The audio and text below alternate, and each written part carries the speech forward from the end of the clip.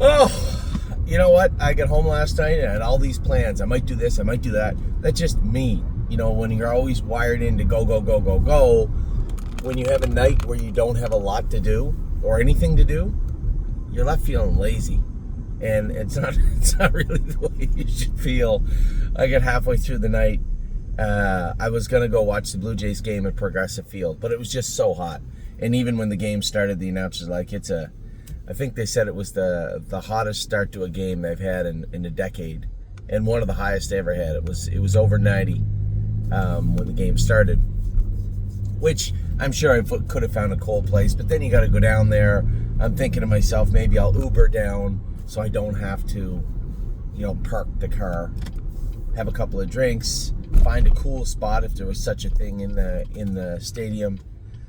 And then I said, well, I'm already in a cool spot. I'm sitting here on my bed watching the warm-ups. So I just stayed home and did nothing last night. Amy and Ollie's team played baseball in Ontario. They lost, but played good. They played good. They're getting ever so close to going to Cooperstown, which is exciting for me. I opened the one mistake I made last night.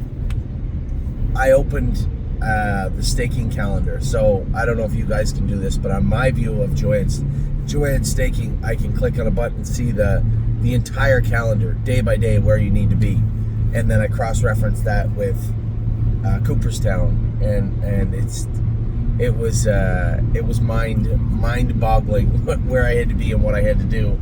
So I closed it immediately. I know that July 4th.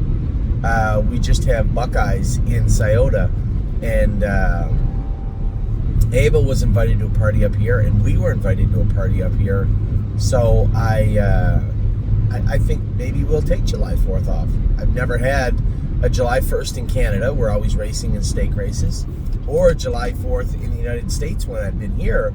I've never had that day off ever, I think, in my life. So that's exciting. That's interesting. I think I will take July the 4th off.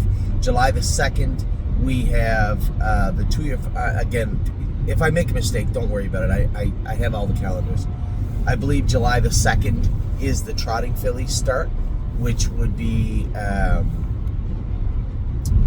Pretty Eyes and Lies and Cherry's Girl I Had to Know, if I'm not mistaken. The 3rd, I'm not sure, there's stakes somewhere. The 4th, as I said, potentially off. Now the 5th is when it all gets pretty crazy.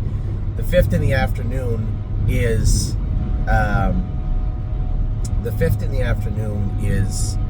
the 2-year-old pacing fillies. So if you guys saw, Millie Girl qualified, your stake qualified very well.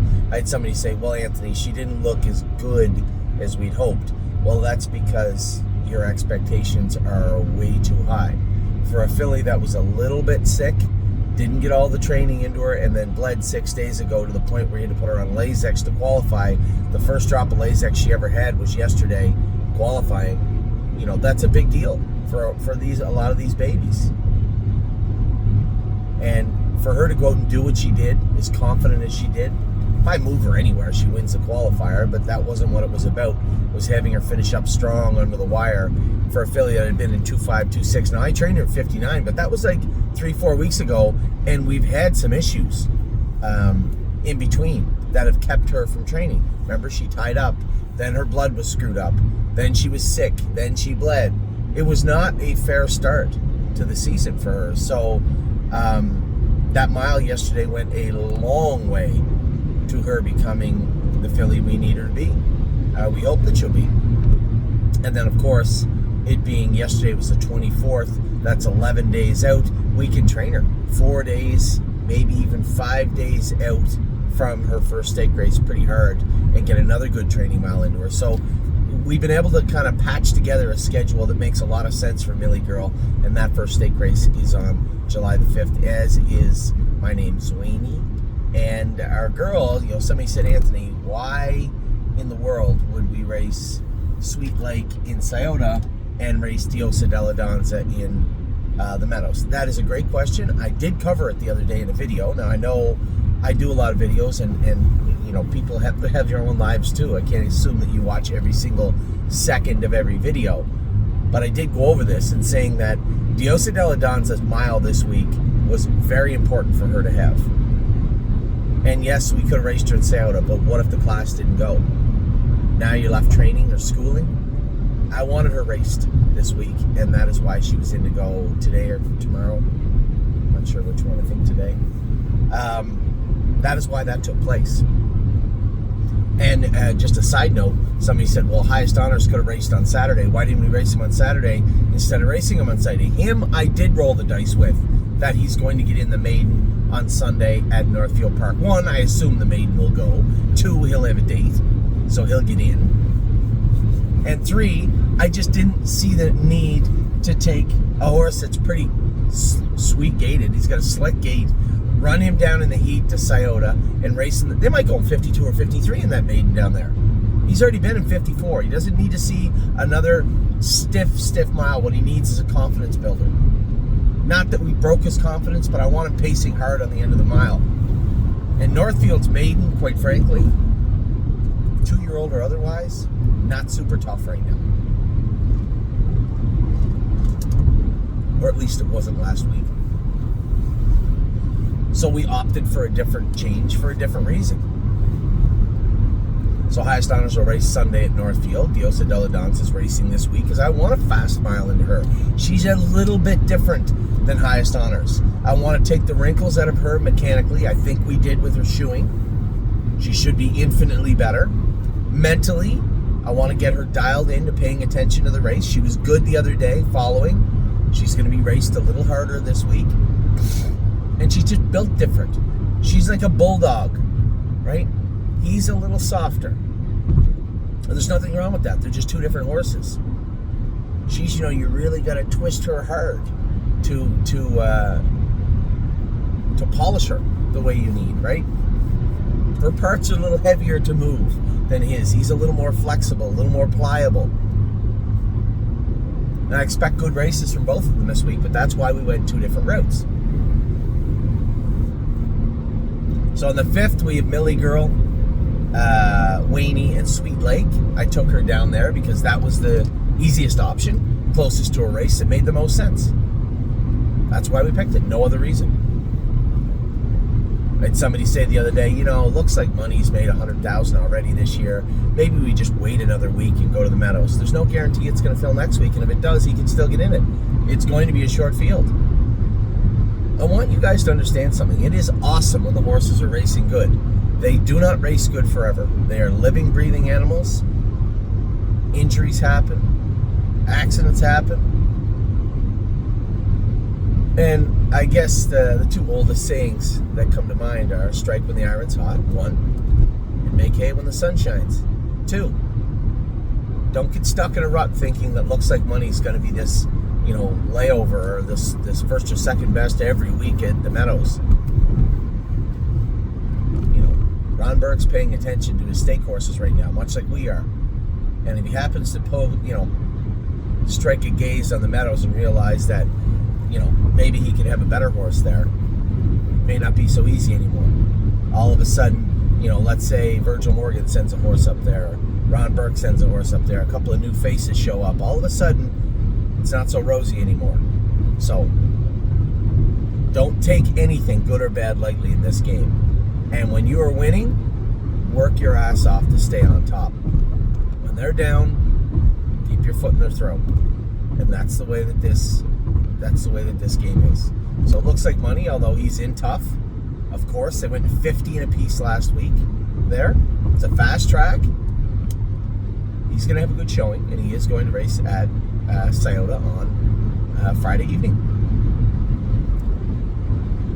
So we have the fillies on the 5th in the afternoon, and then I don't know if I can even race them or if I have time to make it to Sayota, but that is Next Generation Day. And Ollie's supposed to play baseball on that day in another country and the next day. So I have told everybody this. Now, Jailbird Jog has forced my hand a little bit, let's say. I am gone checking out from the 12th to the 18th. I'll be in Cooperstown, New York with my son, watching him play baseball. Having said that,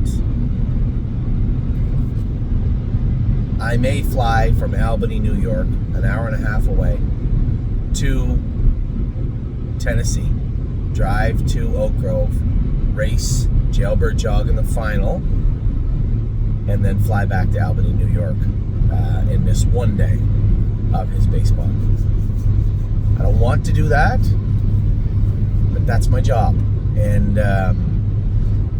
when it comes to Jailbird Jog, listen, I'm well aware that there are a lot of people that put on driving colors in Oak Grove any given day that are a lot better driver than me.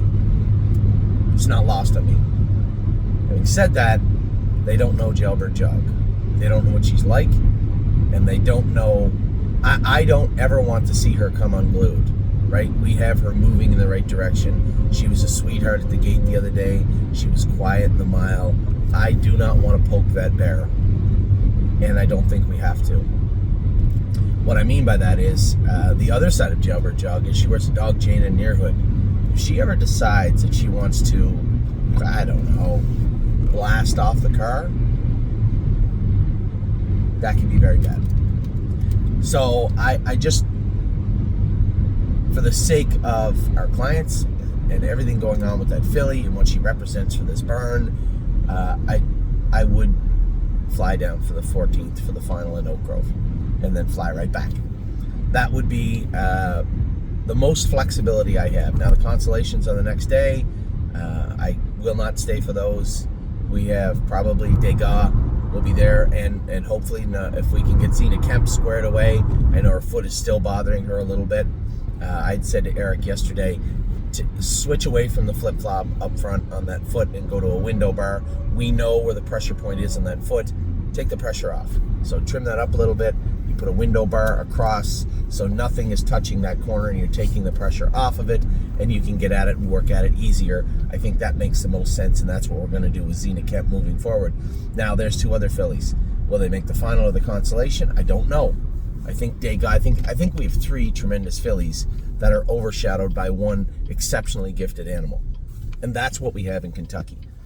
If everybody knew, and I've been very clear about Degas and how she's had a rough ride up to the races. There's been she's been asked to do a lot for the health that she had over the last 3 weeks, and she is 100% healthy now.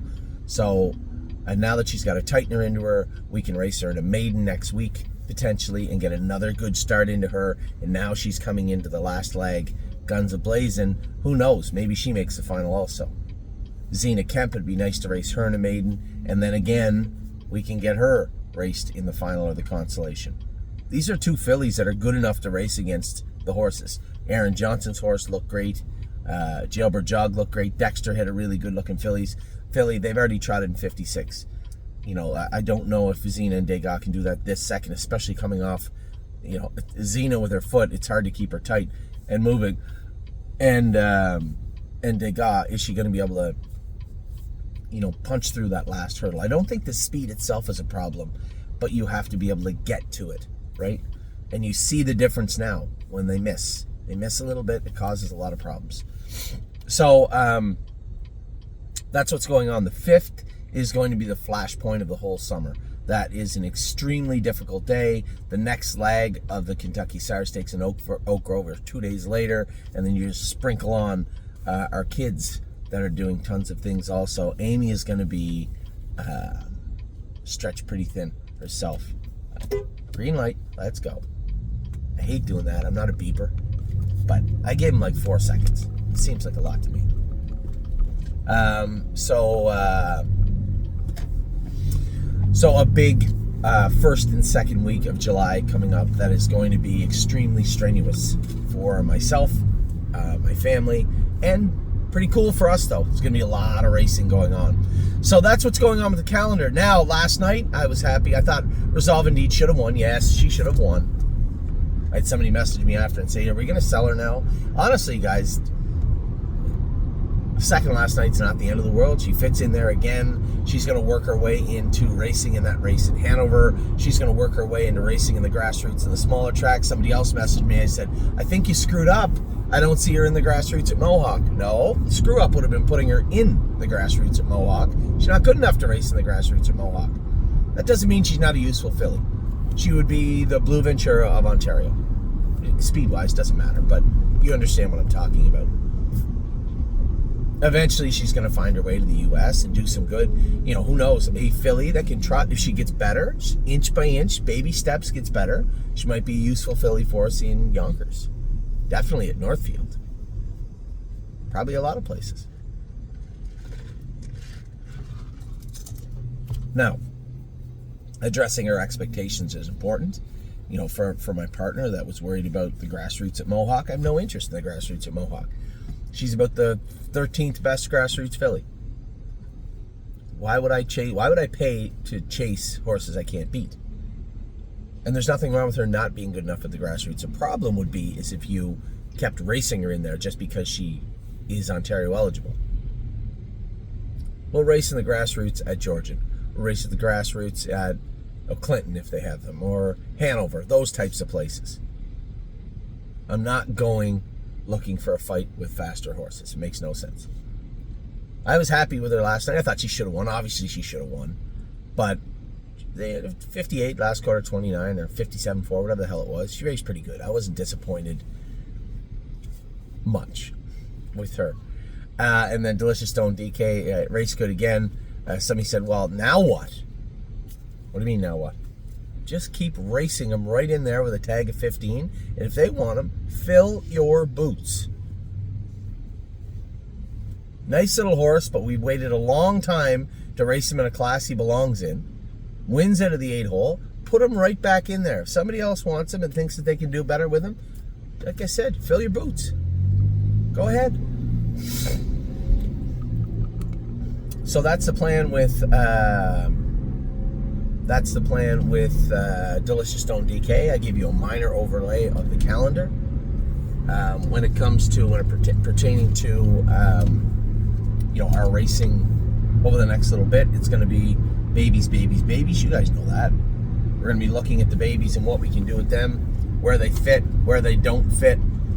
That's the fun and difficult part of our season somewhat. You know, today we've Diosa della Danza racing at the Meadows I'm going to try and get over there and go last trip with her too. We're going to take the wire snake cord out, go to a rope snake cord with her. I'm going to warm her up and see how she feels, especially on her knees, let her scoot a little bit on the end of it, and then we'll see how she races at the Meadows. I expect a good effort from her. Tomboy Strong, I expect a great effort from her too. She was so impressive in her qualifier.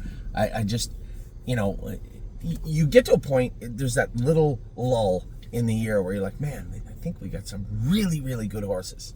And then, in the case of Uncle Danny, who you'll see later on in the week, Burke qualified one of 55-1 yesterday at the Meadows. Now, you might say, oh my God, I'm not really worried about the speed. I don't think there's a horse that's going to trot away from Uncle Danny in captivity right now in Ohio. But 55-1 is a fast mile, and he looked very, very good doing it, that horse, with Chris Page. Tomboy Strong, there's going to be nice fillies out there, but again, I don't think you're going to get away on her.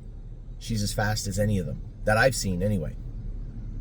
Highest Honors, Diosa della Danza, at the very least, they're going to be in the mix. The speed is, well, we've already seen Highest Honors was second in 54. He just got a little tired and a little lost on the front end. Neither will happen to him Sunday night at Northfield. They're going to go in 57 in a piece, and I expect him to be heading to the winner's circle after the race. I'm not being arrogant. That's just me. That's what I believe with Highest Honors. Diosa della Danza will have the toughest run of any of the four this week. That's a tough enough crew in there. There's not going to be any gimmies. She's probably going to have to pace 54. Maybe a tick quicker, quite frankly, today at the Meadows. It's going to be a beautiful day. Chance of rain later on in the afternoon. Hopefully we can miss that. Tomboy Strong, don't really care about the speed, what she does. I just expect her to race good, and I highly doubt she's going to let us down. Don't Ask Again. I think you're going to be surprised with Don't Ask Again today. Her last two starts, she's a little sour, a little cranky, but she understood her work. And when I get after her the other day, she shot back through trying to get to the lead at the wire. Now, obviously, I'm not going to be on the front with Don't Ask Again today. I'm going to be close, but not on the front. And I expect her to race very, very well today at the Meadows. Melisandre, going to put the belly band hobbles on her today. We'll see how that works out. We're creeping towards no hobbles, but we'll put the belly bands on her. Again, short field. She's like 6-5 morning line. Horse I'm going to watch it closest today, Memento Mori. I know Tim's already left to go to Buffalo with him. Jason Bartlett's going to drive him. Mark was supposed to drive him, but he couldn't have anyway. He would have had to drive Racehorse. He hurt his wrist the other day in an accident, of course. The old crash test dummy there. Had to go down again. He just can't miss accidents. I've never seen anybody like him in my life. So I went down and hurt his wrist. He thought maybe he fractured it. He's going to be out a few weeks. My name is Swaney tonight at Northfield Park. That'll be an interesting race. I like that filly, and we're going to cap off our evening with Oh He'll Know. And quite frankly, we have some horses that are going to be going on the preferred sale block next week. Oh He'll Know is a horse that very likely could find her way on the sale platform. In fact, at what are her odds tonight? Her odds are 15-1. 15-1 in the one place that I was going to race her. Hopefully she could do. That's on the looking down upon that, it seems to me that she doesn't belong. So she's likely going to be up for sale on Monday. Now tomorrow, Woodmere Betcha's going to be back in action, coming off a couple of breaks, but I think Smitty's got her squared away. Arrowhead Hanover, tough crew for him on what day say Wednesday, on Thursday. Really, really tough crew. Oh, I see somebody smash the gate up again here at Northfield. This is the most poorly designed gate I've ever seen in my life. It was like somebody said, okay, so what we want a barrier that stops people from coming in, but we want to make it in such a way that it's confusing and it gets broken at least 6 times a week. Any ideas? Anybody have any plans? Well, let's have a gate. Let's have 2 gates so it's confusing, and one is for employees of Northfield Park. The other one is for the caretakers in Northfield, the casino. The other one is for the caretakers in the track. And one gate will go up, one will stay down. And then what we'll do is we'll hide them both under the bumpers. So that if you're talking to the person here and you look ahead and you see a gate up, you think it's that gate. But no, your gate's still down. And what'll happen is they'll drive right through it. And we won't make it hard to break. They'll just push it and it'll fall off. And then we'll have to come down and fix it every time. That sounds like a great idea. That's the one we're going to go with.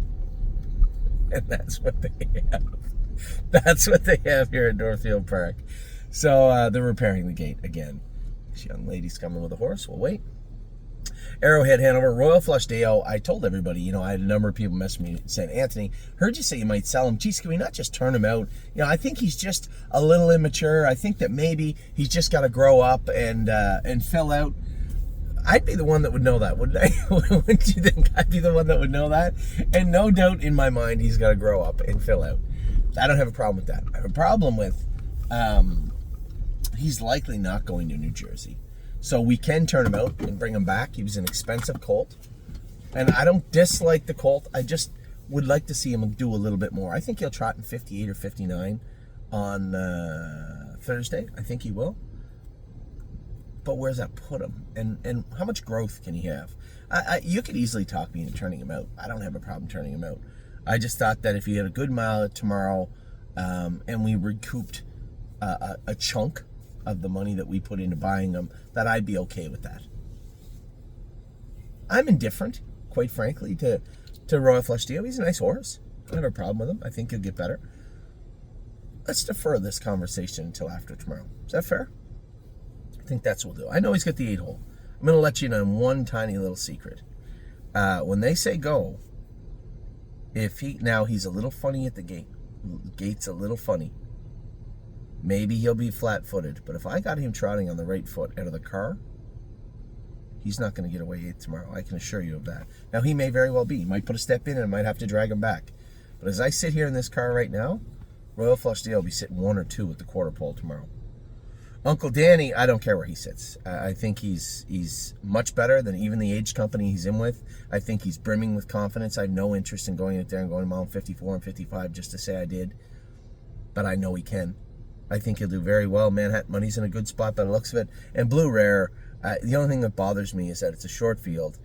James took the filly. She's 10-1. And even though we're racing for $27,000, he's going to treat it as if it was a qualifier at Mohawk. I just know he is. I know he is. So, first start on Lasix for her. The main goal for tomorrow and the main goal moving forward for Blue Rare is to manage that airway, keep it good, and she'll take care of us all summer. And I think we've started off on the right foot. Recognizing she needed Lasix was important.